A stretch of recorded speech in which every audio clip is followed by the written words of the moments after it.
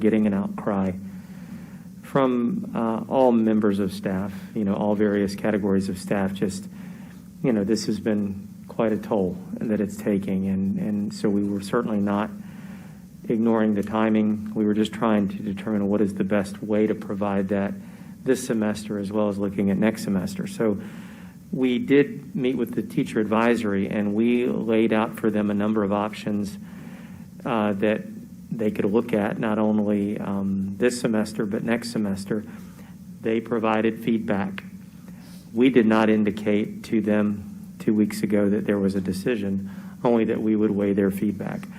And then a week ago, Monday, we also had a parent advisory that we asked the same questions, and they provided feedback, and it was after that we felt like there was some consensus between those two groups to make the recommendation that's being made. That was probably the most clear consensus. There's a number of other possibilities that do not require full school board approval that we may consider in terms of how to utilize time on half days and those sorts of things. But I wanted to make sure that if any of you received outcries based on decisions that we had not yet made, I'm sorry for that. We did make sure that once we made the decision following the parent advisory a week ago, that would be posted on board docs. And so certainly I do understand that it's an imperfect timing and an imperfect solution, but I do thank you for your consideration for our staff. Right, and so the loss of classroom time in the past year and a half, and now to take off 2 days for the students, right, to take them out of the schools, then what does that look like for the families who work, right? My friend's a nurse at Mary Wash, and she has her schedule. She's already scheduled out. So what does that look like? She's a single mom. What does that look like for child care for her? I'm just looking at the whole spectrum to really look at families and their lives and where they are. And one thing I did hear was waiting till 2 weeks before puts me in a bind. Child care, right? Financial. Who's going to take care of this their child? So not involving the calendar committee to have that piece.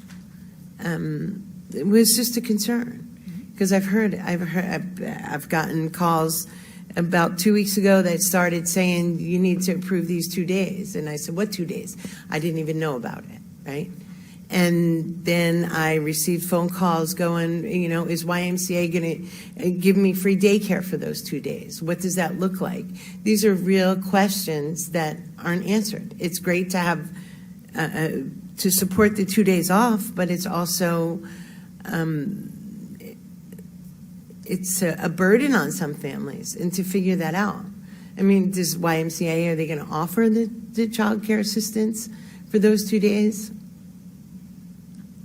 Do you know? Have we spoken to them? There are partners. This is just the scheduling out, and I had some teachers that would rather have that time banked. They called me up and they would rather have those 2 days put in a bank, so when it is March and they just needed a down day, they would have it banked.